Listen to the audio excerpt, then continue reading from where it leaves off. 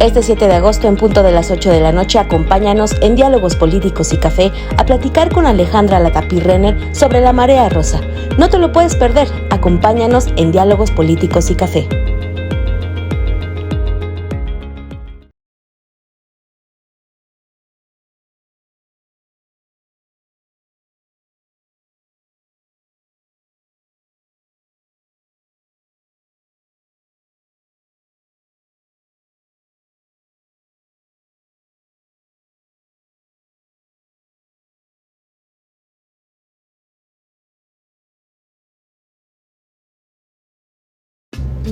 Política, diálogo y debate, acompañados de un café. Ya llegaste a Diálogos Políticos y Café.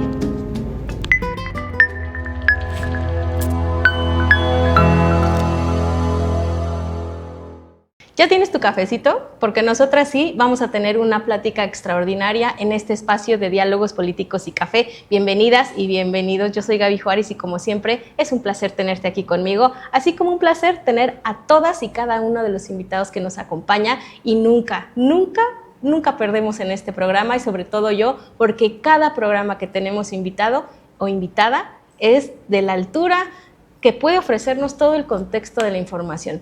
El día de hoy, pues no te vamos a fallar, tenemos una gran invitada para hablar de este tema. Partido político o movimiento, ¿qué onda con la marea rosa? Estoy segura que la has de haber visto, la has de haber escuchado, incluso que eres parte de ella. Me da gusto saludar a Alejandra Latapy-Renner, comunicóloga, feminista y activista de la sociedad civil. ¿Cómo estás? Gaby, encantada. Gracias por la invitación y muchas gracias a todas y a todos que nos estén viendo y escuchando. Ale, siempre es un gusto platicar contigo y hoy en esta tarde nubladita, con cafecito, después de todo este proceso de la elección más grande que ha vivido nuestro país en 200 años que tiene de vida democrática, la más grande, pero también en una parte histórica, la primera vez que va a ser dirigido este país por una mujer. Entonces, son cosas que hay que ir asimilando poco a poco y por supuesto analizando, y me da mucho gusto que estés aquí para ello. Muchas gracias, gracias Gaby. Ale, pues yo quiero preguntarte, 2 semanas antes de la elección se vio movimiento, por supuesto, se abarrotó el Zócalo, diferentes plazas del país con este movimiento, con esta marea rosa, incluso había un ánimo optimista de victoria, se veía muy probable. Sí. ¿Qué pasó, Ale? Porque a la hora de los votos, a la hora de la elección, este ánimo y toda esta cantidad de masa de gente que se vio en las calles no se vio, no se tradujo, o sí. ¿Qué fue lo que sucedió, Ale? Mira, yo creo que en este recuento que haces de lo que significó esta elección, falta un término que la califique, y yo creo que es la elección más inequitativa de la historia del México democrático. Sin duda, el uso, el abuso de los recursos públicos, del personal que trabaja en el gobierno federal e incluso en los gobiernos estatales, y una serie de irregularidades el mismo día de la elección, fue una suma de tal magnitud que para las y los demócratas del país, indudablemente, y no lo voy a negar, sí fue una gran sorpresa, porque veníamos de una construcción poco a poco, que además que empezamos tarde seguramente, donde la ciudadanía antes no participaba. Entramos como ciudadanas y como ciudadanos 6 organizaciones de la sociedad civil, desde noviembre del 22 a convocar a la ciudadanía en la defensa de los principios, los valores y las instituciones en las que creemos. Y ese movimiento, esa convocatoria que hicimos nos rebasó, lo platicamos ya aquí en algún momento, no nos imaginamos el tamaño de reacción, no nos imaginamos que en más de 100 ciudades de México y en muchas otras ciudades donde hay mexicanos residiendo en el extranjero, hubieran reaccionado y se hubieran movilizado de esa magnitud. Y bueno, esta marea rosa fue adquiriendo su nombre a partir de cómo fuimos pintando las calles y las plazas públicas, fuimos creciendo, y yo creo que pues habrá que ver hacia dónde va la marea. Por supuesto, empezamos 2 años antes de la elección, y por parte de lo que ha sido también no solo la elección más inequitativa, sino una elección de Estado, Pues empezaron 5 años antes y bueno, pues si quieres lo vamos platicando. Claro que sí. Ahora en el sí, programa. por supuesto, es importante hacer esta retrospectiva. Xóchitl siempre ha considerado, y yo creo que no solo ella, analistas y ciudadanía, que la intromisión de Andrés Manuel López Obrador desde todos los espacios que ha tenido, incluyendo la mañanera, desde donde se dedicó también a hacer esta intromisión en la elección, pues fue determinante, además de todo el poder, el presupuesto que se vio, que se utilizó del erario público, aunque se niegue, pues en la precampaña tan solo no se pudo explicar de dónde salió tanto presupuesto para las corcholatas, para esa campaña interna del mismo partido. Entonces, ¿tú qué consideras? ¿El INE por qué no marcó su raya? ¿Por qué permitió esta intromisión? Y si de verdad crees que fue una intromisión, yo creo que sí. Bueno, el mismo tribunal ratificó las decisiones del INE cuando señalaba y tomaba medidas cautelares en contra de esa intervención presidencial. Incluso la semana pasada, en la última resolución, la propia Xóchitl presentó una iniciativa para que este tipo de intromisiones puedan ser catalogadas en la ley como traición a la patria, que es el único delito por el cual el presidente de la República puede ser indiciado y llevado a un juicio. Y el propio presidente dijo que sí, que no estaría mal que esos temas se incluyeron. Hay un reconocimiento de las partes involucradas, no solamente en términos de la intromisión a través de las mañaneras y de las declaraciones presidenciales, que tienen un peso superlativo y mayor que cualquier otra figura de la política nacional, sino el uso de recursos para estas declaraciones y el uso de recursos para todas las movilizaciones que excedieron, como tú ya lo mencionabas y lo vimos, pero lo vio el INE, pero no lo consignó y no lo castigó. O su castigo fue bastante benevolente, ¿no? Fue un regaño y nada más, ¿no? Pareciera que de pronto sí se pronunciaba, que había ahí la llamada de atención, pero nada más. Yo quisiera preguntarte, Ale, y de manera autocrítica, ¿qué errores tú observaste en la campaña de Xóchitl? ¿Hubo un desacuerdo entre los tres partidos? ¿La dejaban sola o ella por sí misma quería avanzar? ¿No hubo coordinación? ¿Cuáles fueron los errores? Porque definitivamente los hubo. Sí, indudablemente hubo errores, pero también el tamaño de la distancia lo que señala es que así hubiera sido la mejor y la campaña más impecable de la historia. Una elección de Estado. No, imposible competir contra esos abusos de los recursos públicos. Sí, sin duda uno de los factores pues fue el tiempo. O sea, la creación misma del Frente Amplio por México, que yo diría vamos a esperar realmente a que las aguas se calmen y se aquieten, porque esa movilización ciudadana sí tiene un valor y sí fue importante en la elección, aún frente a esa elección de Estado.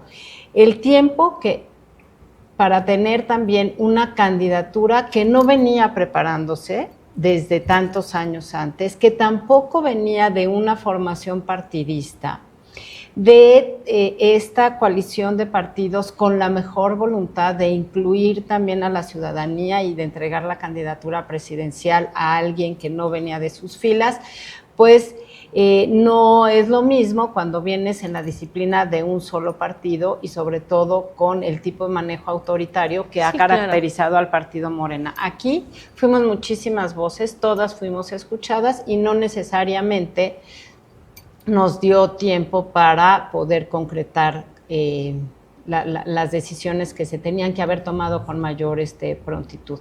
Y luego pues también está el tema de las encuestas, que pocas registraron realmente el escenario como podía ser, y entonces las decisiones de campaña pues derivaban también de ese estudio de campo que nos señalaba dónde era donde teníamos que trabajar más y que no necesariamente nos dio las herramientas para poner más atención en ciertas zonas o en ciertos temas y aspectos.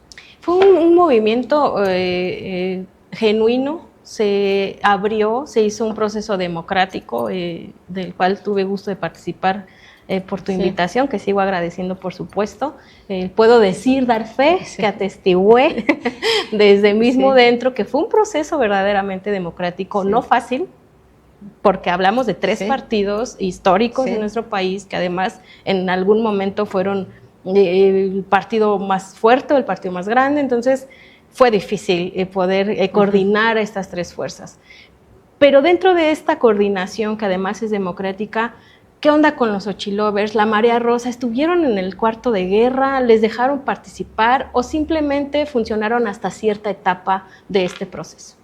Mira, no, la Marea Rosa como tal no tuvo una participación institucional dentro de la campaña, pero por supuesto que se notaba y se veía en los actos de campaña o incluso en las calles. Hay que recordar las escenas de cuando Xóchitl llegaba a los aeropuertos, había muchísima ciudadanía, muchos Xochilovers, pero muchos otros ciudadanas y ciudadanos, por ejemplo, bueno, yo estoy en Unides porque estoy en Poder Ciudadano, y desde Poder Ciudadano también nuestros activistas, conmovidos y emocionados, convocados por la fuerza de Xóchitl, acudían a los eventos, acudían a acompañarla en las carreteras, a recibirla en los aeropuertos. Entonces, en ese sentido estuvo presente la ciudadanía. En la campaña, pues sí, fueron varios los equipos que tenían que ponerse de acuerdo y cada uno también pues con perspectivas distintas, no solo de los partidos, el equipo de la candidata, los Xochilovers.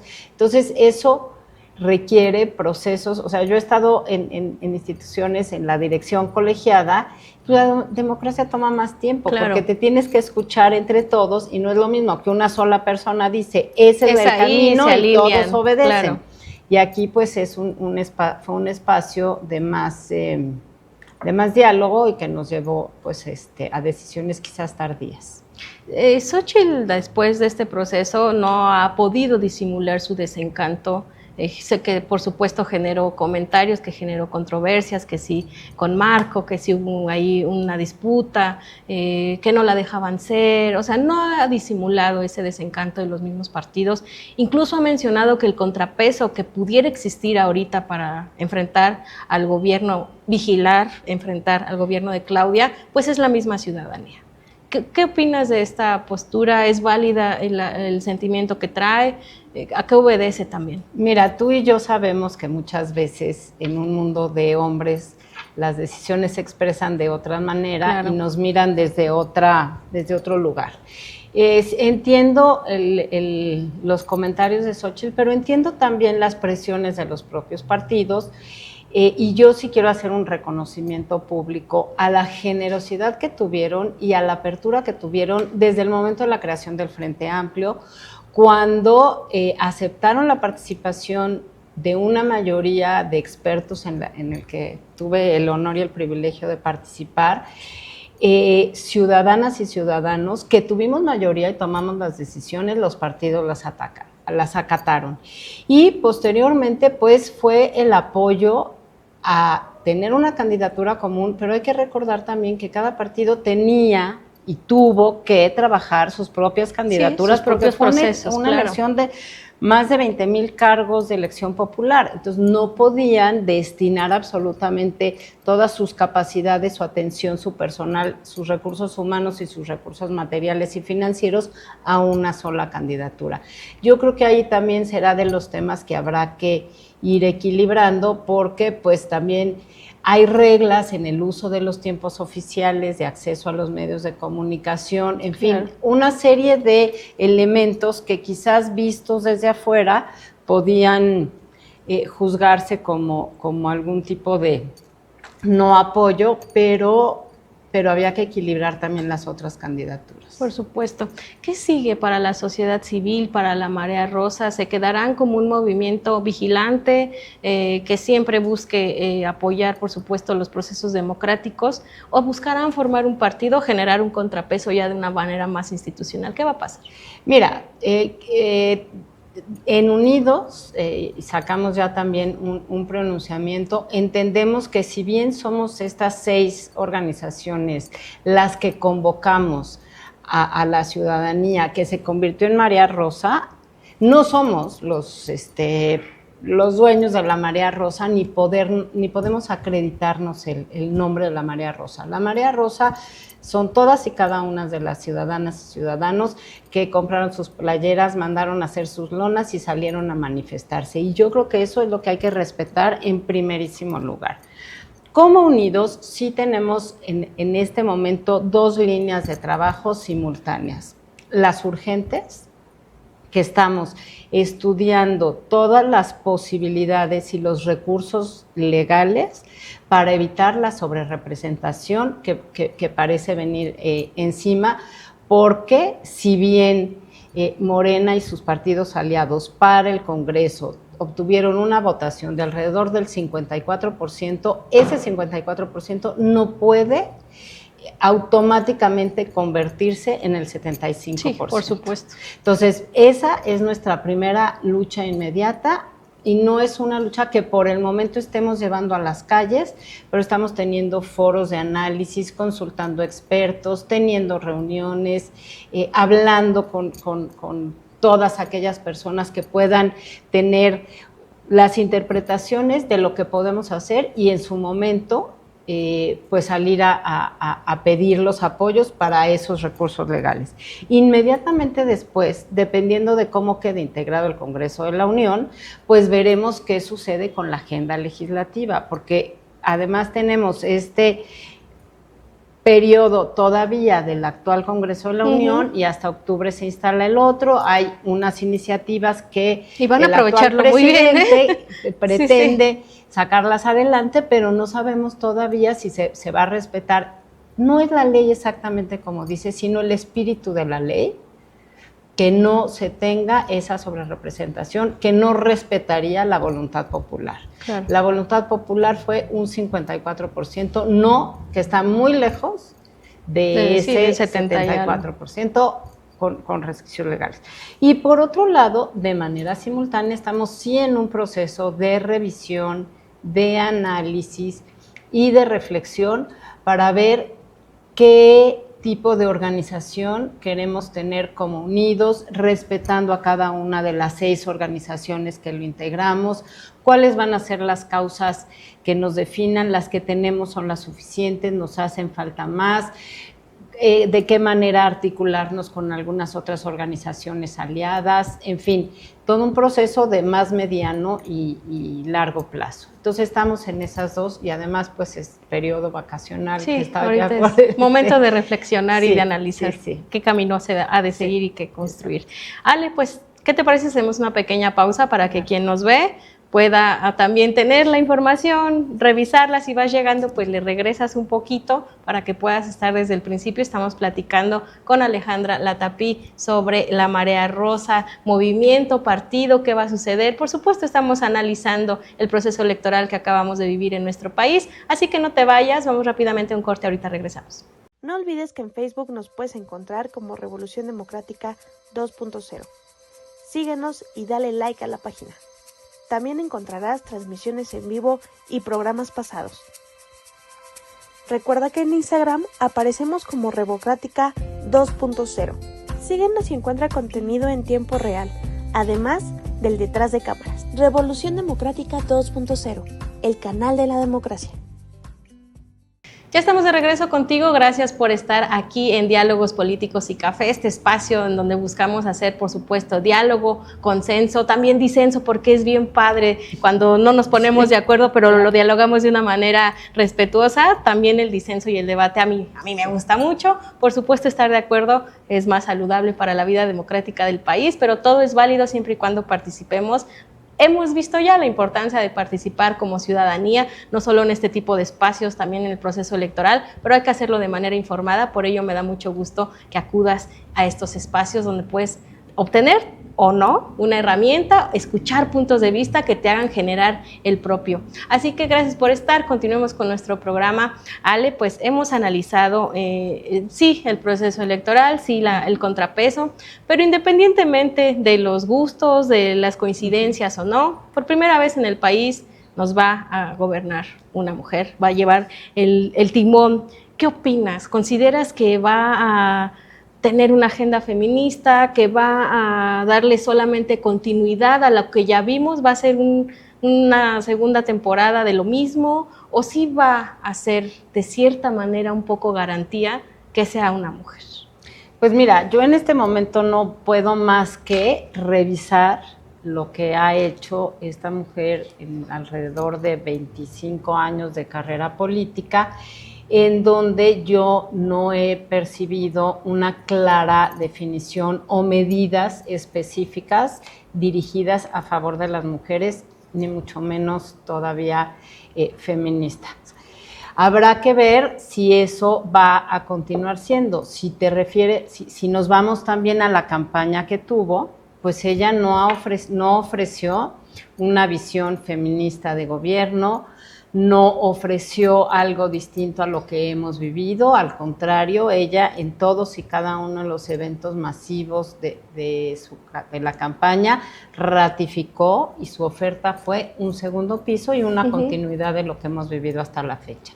Sí no es limitarse, sino si observamos cómo ha sido estos 24 años, yo no he visto que haya sido una gobernante que tomara sus decisiones de manera autónoma y mucho menos con una visión de género. Sí, digo, yo analizo su campaña y sí fue muy paternalista, fue muy lo que diga el presidente, por no decir lo que diga mi papá, pero se sintió así, ¿no? Se sintió honestamente y objetivamente, sí se sintió así. Yo no vi que hubiera un toque de perspectiva de género, incluso en la narrativa de sus discursos.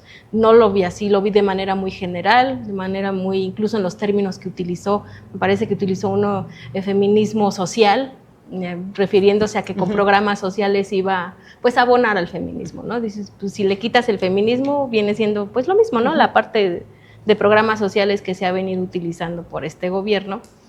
Pero a pesar de ello, Ale, yo te preguntaría, ¿se debería buscar el diálogo con ella o mejor no perder tiempo y tratar de trazar otra ruta vigilante, expectante? ¿Qué se debe hacer? Porque al final, pues, ella va a tener el timón y eso le genera cierta obligación y también cierta presión a responder. Mira, yo no creo que nos toque desde la ciudadanía buscar o pedir un diálogo, y tampoco tengo, o sea, si la oferta ha sido la continuidad y el segundo piso y este gobierno, entre otras cosas, se ha caracterizado por ignorar absolutamente a las voces que no sean exactamente las que acatan sí, lo que diga. Estás conmigo o en contra de mí. Exactamente, sí, pues yo tampoco veo que haya algún referente más allá del discurso de su triunfo a la noche electoral. No he recibido como electora, primero no he escuchado un lenguaje inclusivo, ni he escuchado un llamado al diálogo. Pues habrá que ver si en algún momento se da, pero también me parece que hay que ser realistas y empezar a planear conforme a lo que se sabe, no a lo que se desea. Pues sí. A mí qué más me gustaría que tener, sí, claro, y que le vaya una bien, presidenta feminista, sí, claro, y que nos vaya bien a todas las mujeres, sí, y a todo el país. Pero no tengo elementos como para tener una confianza absoluta de que eso vaya a suceder, no solamente porque yo no me los imaginé, sino porque no se han presentado ni en las palabras ni en los hechos de gobierno que ella ha tenido. No, incluso el antecedente, si tomamos lo más cercano que fue su gestión en la Ciudad de México, pues si hablamos de movimientos feministas, de los 8M y demás, pues yo más que apoyo sí vi represión a estos movimientos y una cerrazón absoluta. No hubo diálogo, no hubo cercanía, vaya, no hubo nada. No hay compasión. No hubo empatía siquiera. Exacto. ¿no? Y también tenemos los referentes que cuando hubo situaciones graves, la decisión fue, tú quítate, yo lo voy a resolver por parte del presidente. Lo mismo en el caso del Repsamen, tú no te metas, que en el caso de la línea 12, tú te callas, tú te guardas, tú te escondes y quien lo resuelve va a ser el hombre del, pues no de la casa, del país. La visión de un solo hombre que ha imperado y que yo no he visto una decisión que vaya y confronte y explique por qué no sería conveniente tomar.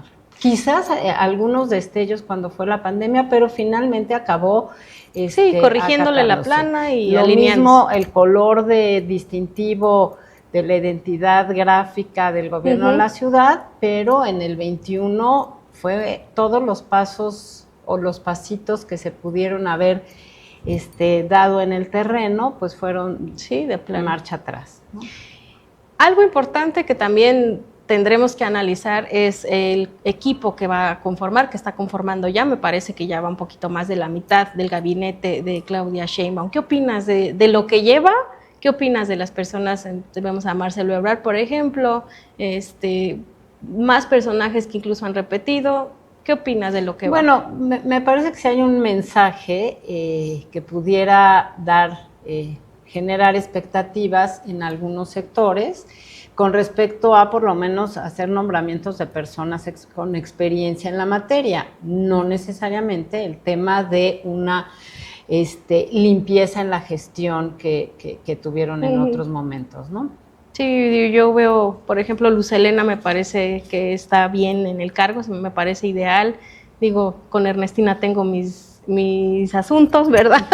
Creo que Marcelo, por la experiencia que ya trae incluso de relaciones exteriores, las relaciones que consiguió, pues podría venirle bien al nearshoring del país porque tiene los conectos, tiene el contacto, pudiera ser que en la parte económica lo avance. Tema es que ahí son los costos.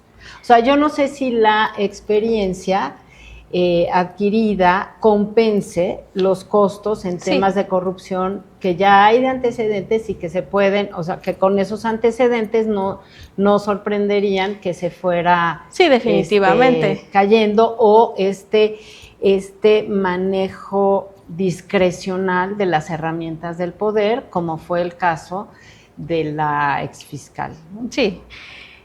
Sheinbaum va a tener voluntad política para dialogar, por ejemplo, en el Plan C, hablemos también de estas reformas que están empujando, o va a seguir indicación por parte de Andrés Manuel, que todavía tiene unos meses, para poder imponer esta mayoría calificada en el Congreso. ¿Qué va a pasar con el Plan C? ¿Va a dialogar o va porque va? Pues es que hasta el momento solo hemos visto que va porque va. No sé si hay algún pronunciamiento firme, porque ha habido como que ciertos susurros en la tribuna pública que se han dado marcha atrás. O sea, primero la candidata ganadora dice que van a entrar a un proceso de revisión y de reflexión, el presidente dice que no va, y entonces ella dice sí va. Sí va.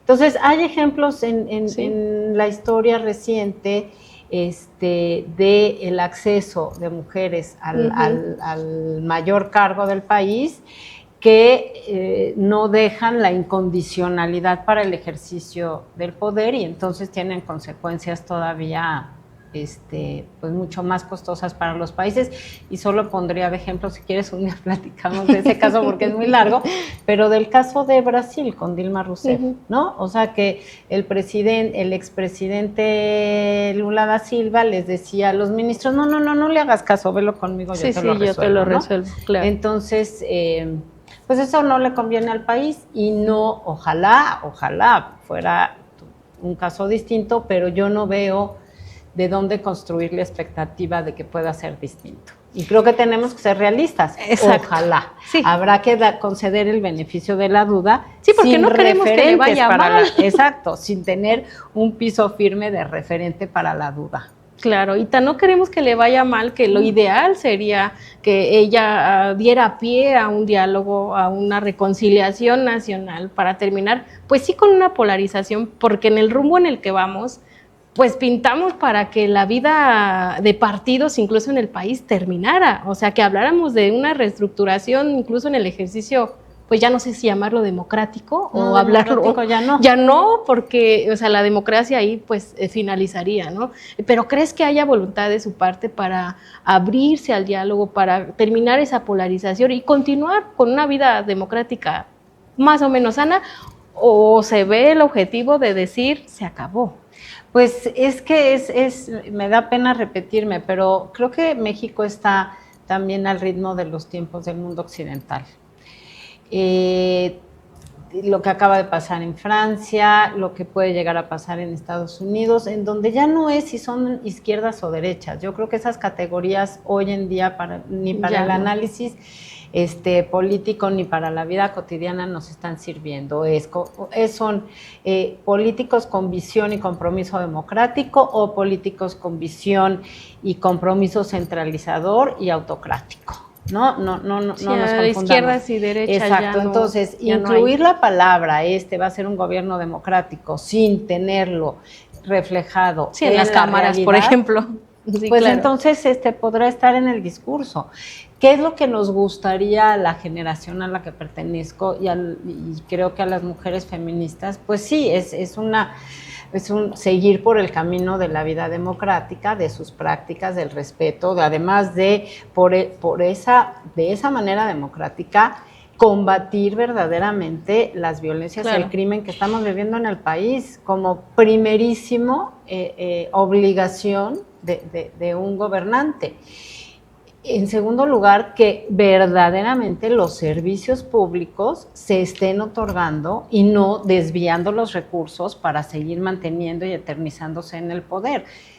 ¿Y a qué me refiero? Es urgente poner orden en materia de, bueno, por supuesto de seguridad, de salud, urgentísimo, de educación, y en materia económica, pues la presidenta cuando llegue va a tener un problema gigantesco porque ya salieron los últimos reportes de Pemex. Sí, la deuda es impresionante. Los mercados están también a la expectativa y quizás algunos sí decimos, o algunas decimos lo que pensamos, hasta este momento no tengo ninguna posibilidad de creer o tener confianza, pero estoy abierta a que se den esas decisiones. Está el beneficio y de los la mercados y los analistas de los mercados internacionales están señalando lo mismo.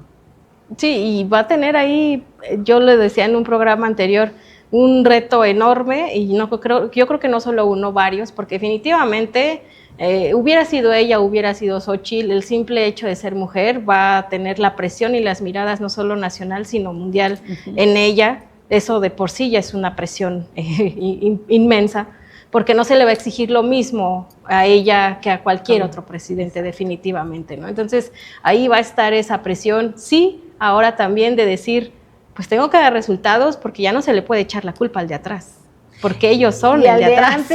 Y al de antes ya no se va a valer. Pero bueno, pues eso lo vimos incluso en la Ciudad de México, ¿no? Y se la vimos a la jefa de gobierno decir que los gobiernos anteriores no habían dado mantenimiento al metro, pues sí son los mismos, si vienen del mismo partido. En fin, mira, creo que pues estamos en una situación de alto riesgo, ya lo sabemos, está asumido, y pues la primera señal va a ser con cómo queda integrado el Congreso. Claro. Ale, para finalizar me gustaría preguntarte, ya más a manera de jugarle a las adivinas y de tener pronósticos, como lo hacen en los deportes, ¿qué va a pasar con la vida de política del país? Los contrapesos van a entrar en una parte... se van a estancar un poco porque de plano no se va a poder trabajar en esta aplastante mayoría que hay, y pues de qué manera haces un contrapeso, la ciudadanía misma, ¿qué va a suceder con el país? Mira, yo hace 6 años, cuando hablaban de Venezuela, pensaba, qué barbaridad, qué exageración, pero cuando vas viendo hacia dónde van o qué consecuencias posteriores pueden tener la eliminación de estos contrapesos, cómo la concentración del poder elimina las libertades, y a lo mejor a las personas decir, ay, pues, ¿qué son los derechos y las libertades si yo tengo esta vida resuelta de manera más fácil? No me importa, pero pues los costos los vamos a pagar todos, quienes votamos y quienes no votamos Claro. por esta oferta. Y nada más sí quiero recordar, 65 millones de electoras y electores no votaron, votamos ¿sí? por Claudia Sheinbaum, por los motivos que hayan sido, pero somos más los 65 millones que no votamos por ella que los 36 millones que votaron por ella. Si eso no se entiende y no se lee, pues también los riesgos y se sigue por lo que en un momento funcionó y fue exitoso, el camino del discurso del odio y la polarización, y si se sigue con eso y seguirnos dividiendo como sociedad, pues yo no auguro un futuro promisorio. Ojalá que, como muchos sí quieren creer, una vez que esté en el cargo, Sí, claro, pueda tomar sus propias decisiones. Eso sería lo conveniente para el país entero. Oye, y ahorita que dices de tomar sus propias decisiones, se me acaba de ocurrir una pregunta más. Sí. Una vez entrando y ya tomando el poder en absoluta, la parte ya oficial, ¿con el tiempo crees que sí haya un distanciamiento de Andrés Manuel, que empiece ella a tomar el timón real ella, y sean sus decisiones, y que esto generara una fractura? Porque yo sí veo un Andrés Manuel de es esto porque lo digo yo y tiene que ser así. Si ella comienza, porque definitivamente va a haber una presión económica, va a haber una presión política, social, que le van a orillar en algunos momentos a decir es que esto no puede ser así. Y tendrá que hacerlo.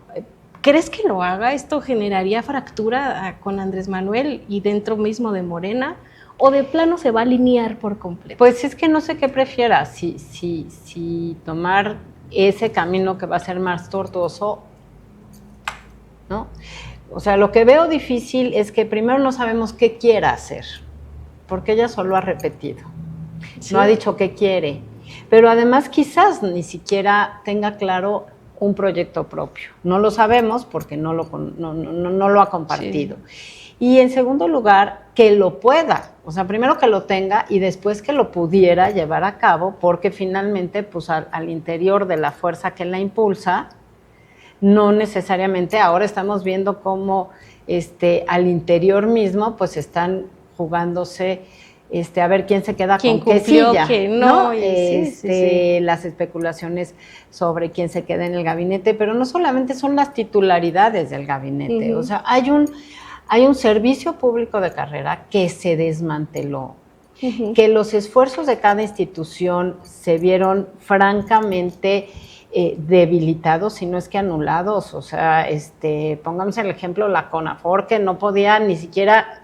los trabajos de prevención para evitar los incendios, y después cuántos incendios tuvimos. No es quién tiene la titularidad, sino es con qué recursos, claro, qué presupuesto les van a asignar. Van a seguir desviando todo el presupuesto público para unas obras que no están funcionando y que no están terminadas, o se van a regresar, o se van a destinar, o va a haber una reingeniería institucional.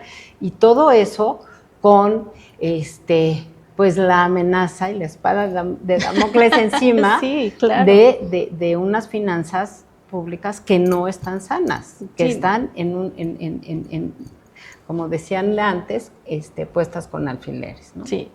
Pues Ale, te agradezco mucho que nos hayas acompañado, siempre es un placer platicar contigo, escuchar este análisis que nos regalas, de verdad, muchas gracias. Ay, gracias a ti, encantada, y muchas gracias a todas y a todos que nos estén viendo. Muchas gracias. Por supuesto, gracias a ustedes que nos ven en este espacio, que nos escuchan. Estoy segura que todo este análisis te ha generado una perspectiva propia, una opinión. ¿Por qué no nos la compartes? ¿Por qué no nos dejas saberla? ¿Por qué no participas? Siempre te invito a ello y siempre lo seguiré haciendo desde cualquier espacio en el que podamos compartir contigo la vida política y la vida democrática del país nos necesitan y necesitan de nuestra participación. Por ello siempre voy a invitarte a que lo hagas, desde el espacio que quieras, con la postura o la opinión que tú tengas, porque es muy válido, pero hazlo, hagámoslo.